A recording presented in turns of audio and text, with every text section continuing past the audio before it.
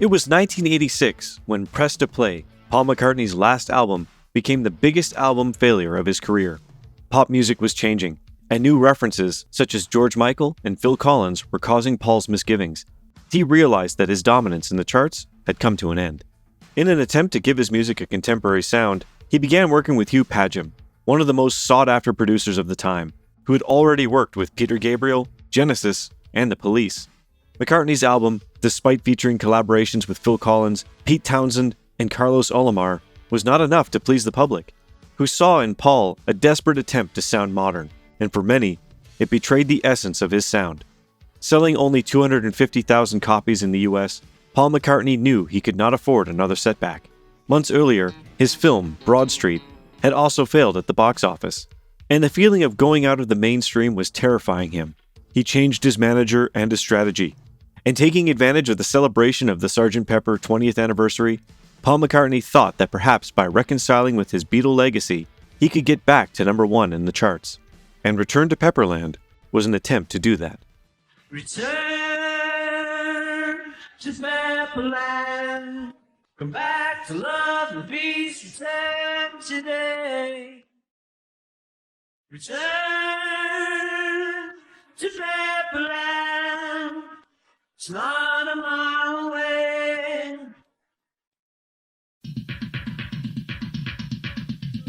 While promoting the release of Press to Play in New York City in August 1986, McCartney ran into Billy Joel's producer, Phil Ramone, with whom he had worked a year earlier on the title track for the film Spies Like Us.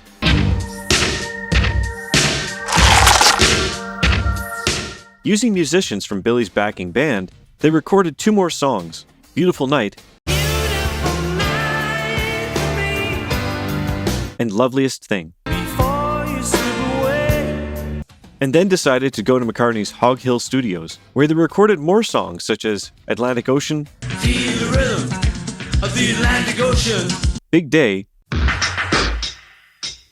this one, Did I ever take you in my arms? and Love Come Tumbling Down. Love come tumbling down. On the occasion of the 20th anniversary of Sgt. Pepper, the song Return to Pepperland was recorded. And for a moment, it was thought it could be the beginning of a new album. Also, McCartney re-versioned in those sessions the Beatles' classics Love Me Do and P.S. I Love You. Love me do.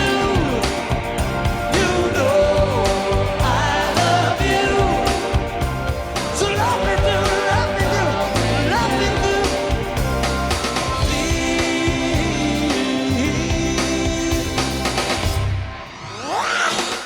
After about 10 songs had been recorded, the sessions began to get complicated.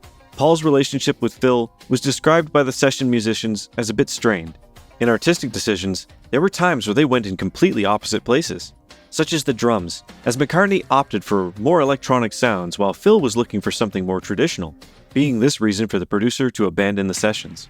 In the end, only 2 songs from the sessions, Back on My Feet and Once Upon a Long Ago, were released at the time. Once upon a long ago. The latter song, along with Beautiful Night, produced during the sessions, were sent to director Rob Reiner for the 1987 film The Princess Bride, but were rejected by the filmmaker, considering them as too sentimental. In January 1988, McCartney took the remaining songs from the Ramones sessions, along with other songs he had been working on since the early 1980s, and compiled a cassette. This was the source for many bootlegs to come to light. Of the original track list, Beautiful Night was re-recorded and released until 1997 for his Flaming Pie album. Atlantic Ocean was also released as part of the Flaming Pie supplemental releases. Loveliest Thing and this one were released during the Flowers in the Dirt period, one as part of the original track list, and one as a B-side to one of his singles. A couple of other songs were released on Paul's radio show, Ubu Jubu, and Once Upon a Long Ago and Back on My Feet were released as a single in 1987. Songs like Return to Pepperland and Big Day have not been officially released.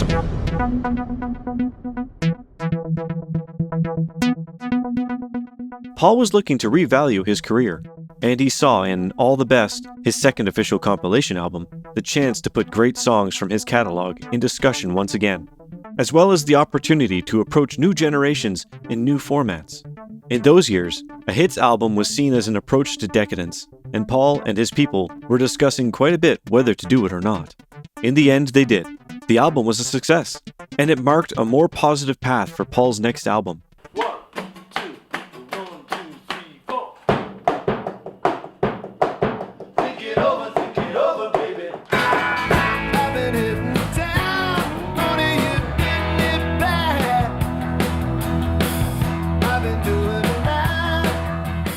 Having discarded his cold cuts and returned to Pepperland projects, Paul McCartney adjusted again.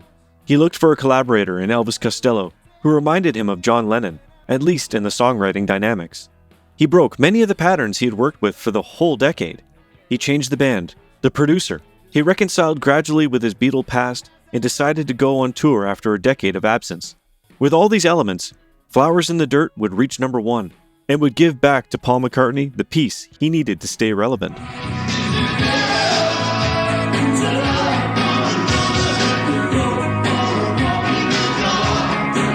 So far, we've finished this little video with the story of this album. Comment below. Have you heard it?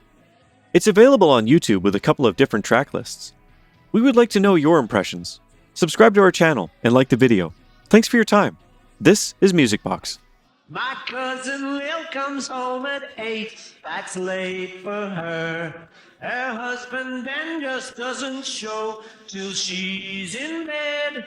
That's when he dons his latest listening device and hears the right nice music in his head.